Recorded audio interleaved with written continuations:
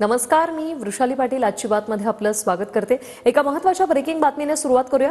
तपासात काय सुरू ते आम्हाला समजलेलं नाही, आवश्यक माहिती अजून मिळाली नसल्याचं धनंजय देशमुखांनी म्हटलंय। तर सीआयडी आणि एसआयटी अधिकाऱ्यांसोबतच्या बैठकीनंतर धनंजय देशमुख यांनी ही प्रतिक्रिया दिली। उद्याचं आंदोलन एक दिवस पुढे ढकलण्याची विनंती ग्रामस्थांना करणार असल्याचंही धनंजय देशमुख म्हणाले। तुम्ही बघताय येथील साहेब काही येऊ शकले नाही, बाहेर आहेत ते, उद्या 3 वाजेपर्यंत येणार आहेत। त्याच्यामुळे आम्हाला जो पाहिजे म्हणजे आम्हाला जी माहिती पाहिजे, आता सीआयडी कडे तपास कधी आलेला आहे, कुणाकडून, पोलीस स्टेशनकडून। हो हां, मग तो आता तेली साहेब जे आहेत तो त्यांच्याकडे तपास आहे की म्हणजे त्यांच्याकडे कुठला तपास वर्ग करण्यात आलेला होता, म्हणजे जी आम्हाला माहिती पाहिजे होती ती आम्हाला आत्ता भेटलेली नाही आहे। त्यांनी खात्री एवढी दिलेली आहे की तपास योग्य दिशेनं आहे, तपासामध्ये कुठंही कसर नाही। तेली साहेबांकडे त्या गोष्टी सगळ्या आहेत, ते उद्या येतील, आम्हाला बोलवतील, ह्याच पद्धतीने आम्ही येऊ।